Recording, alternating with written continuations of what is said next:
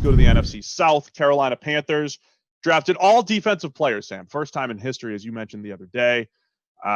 It felt safe. It felt like they have a new regime. It was the same thing I think the Dolphins did last year with a new regime. There was another team that did it. I can't think of off the top. Oh, the Raiders. Their first pick, Mike Mayock's first pick, was Cleveland Farrell. Just a good, solid football player. And then the Dolphins last year got Christian Wilkins, Farrell's teammate, a good, solid football player, a run stopper, a good character guy, all that stuff. The Panthers start the new regime with a good, solid football player in Derek Brown. I would say I would try to hit more home runs, especially for a team that has no cornerbacks. But that was their strategy. They got Derek Brown, good run-stopping defensive tackle with some push-the-pocket ability, and Yetur Gross-Matos from Penn State, another guy, JPP style, really good run defender, projection as an every-down pass rusher. So I think they got better against the run with their first two picks. So I've seen a lot of people criticize the picks or the fact they only went defense because, you're not doing anything to help. So in one way, it's good for Teddy Bridgewater because they didn't get into the quarterback sweepstakes, and it's his job for at least a year, right? He doesn't have any threat to worry about. On the other hand, they didn't help him out by adding a bunch of weapons to make his life easier. But when you look at their roster, they've actually got a decent number of weapons, right? You got DJ Moore, who we liked and graded well. They signed Robbie Anderson. They were the team that got into that. They've got Curtis Samuel, who everybody seems to be wanting to trade elsewhere, but seems to me to fit perfectly into that system and that offense. So you've got a pretty good 1-2-3 in terms of valuable receiving weapons that he can play with. Okay, you can argue that the tight end is a question mark, but Ian Thomas has shown some flashes. They traded the trade to get away from Trai Turner, brought in Russell Okung. So in theory, you've upgraded at left tackle. The line could use help, but it's not like it's a complete train wreck. I think defense the whole way made some sense for them. We talked before, the Derek Brown pick comes down entirely to where you believe his ceiling is, right? Do you believe his ceiling is Akeem Hicks, in which case it's probably Rich? Or do you think he can become as good as a guy like Fletcher Cox, who is the most dominant power pass rusher in the NFL? If he can do that, he's worth 7. And then, you just add some defense. I really like some of the lower round picks they've had as well. Bravion Roy, we talked about, is one of the most fun players to watch in the NFL. I'm just excited to see him on a team. I don't even care where it is. Troy Pride, I think, is a really useful cornerback that can come in. I'm pretty certain he's going to be just good, solid, wherever he ends up.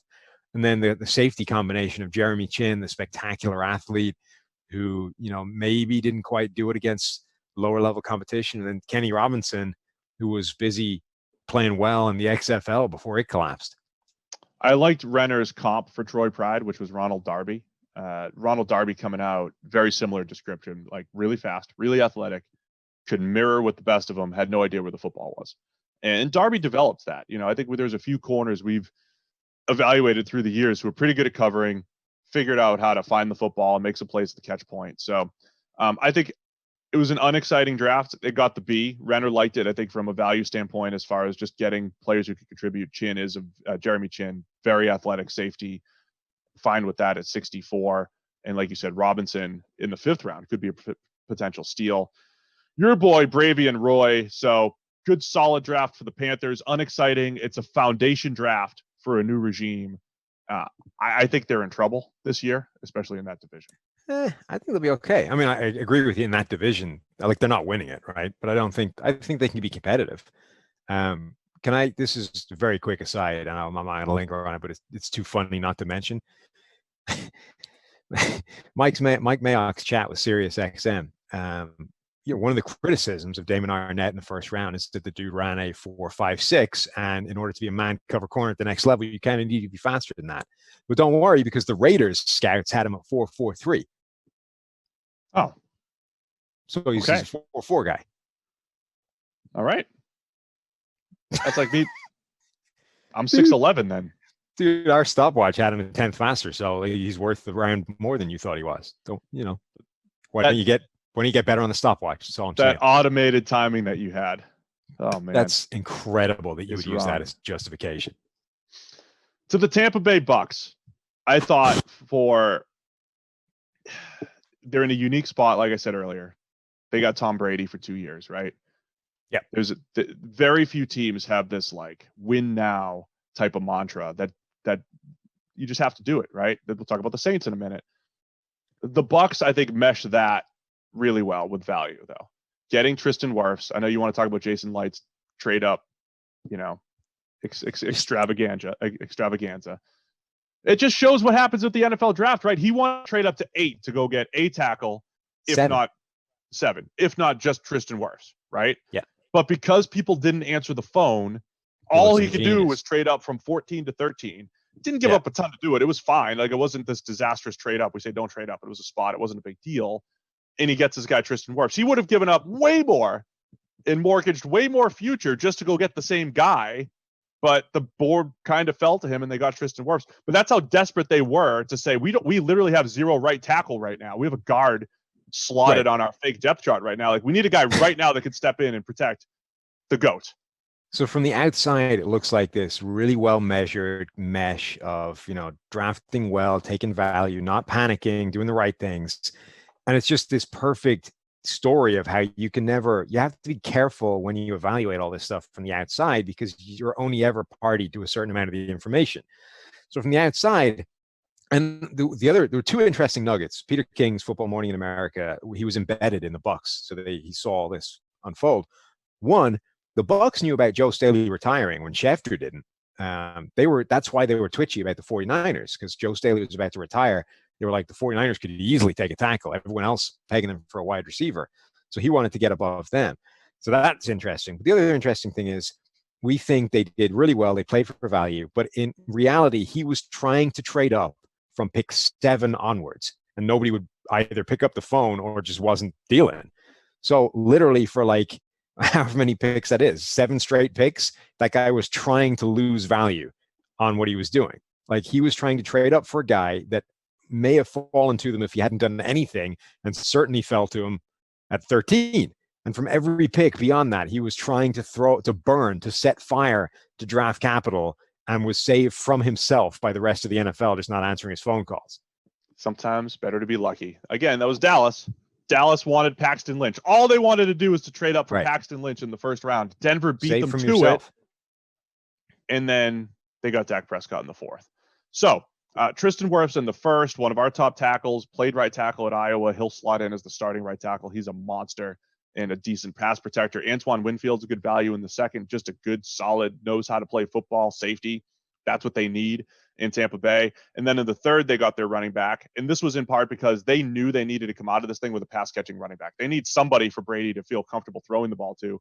Keyshawn Vaughn was probably the last guy on the board that they felt good about. So they got that because they didn't have a 4th because of Gronk. Tyler Johnson, a potential steal in the 5th, the receiver who just gets open and could actually become their number 3 to complement Mike Evans and Chris Godwin, could be a steal. And then Eric's boy, Raymond Calais in the 7th, pure speed back at Louisiana. He could be better than Keyshawn Vaughn. So good, solid, all-around draft for the Bucs with just their 7 picks. Yeah, I don't know how much 11 personnel they're going to run. I don't know how much the slot receiver is actually going to be featured in this offense. But there's no reason Tyler Johnson can't be that guy from day one.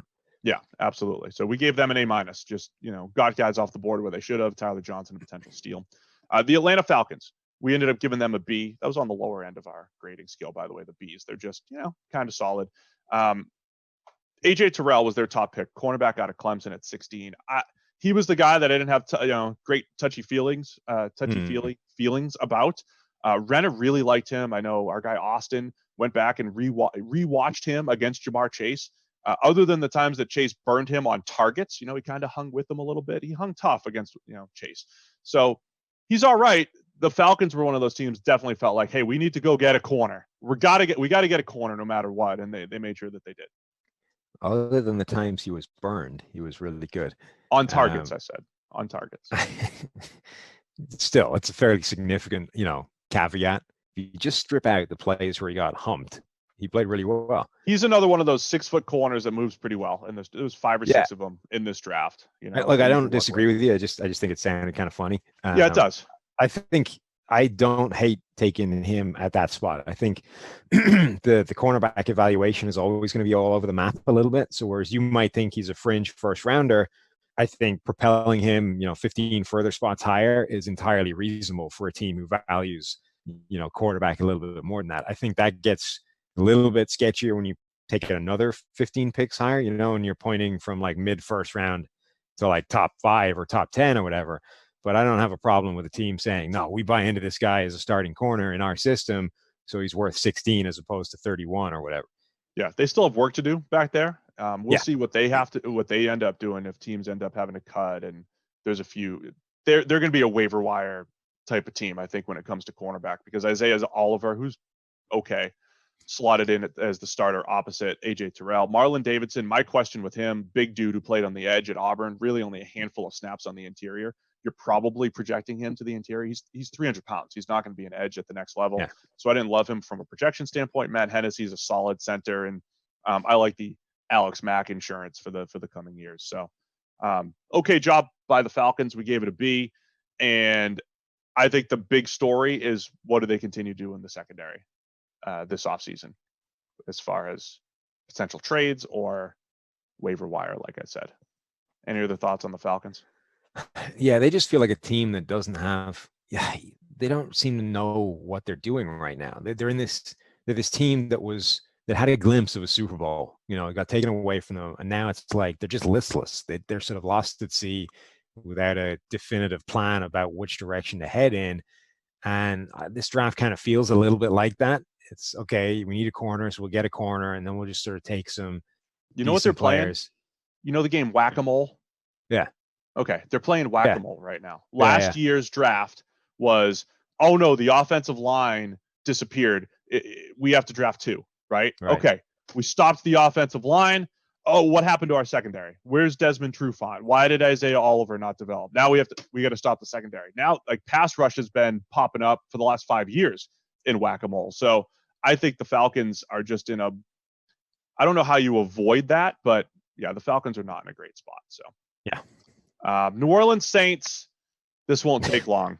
They had 3 picks and then traded back in to get Tommy Stevens. Cesar Ruiz, I feel like, is more of a long-term play unless they somehow can trade Larry Warford.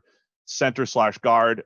We were just surprised that the Saints played, for the long term rather than the short term. They played short term later. They traded up to get Zach Bond, traded up to get Adam Troutman, the tight end. Troutman will probably contribute on that team. Bond, edge/linebacker there. So 4 picks for the Saints. That's it. Yeah, I think the first rounder, if it was any other team than the Saints, it would be a really good pick. And even for the Saints, I don't think it's a bad one. It's just a curious move for teams so intent on competing for Super Bowl this year. But much as backup quarterback is valuable, when you have a roster as good as the Saints, backup offensive line is good as well.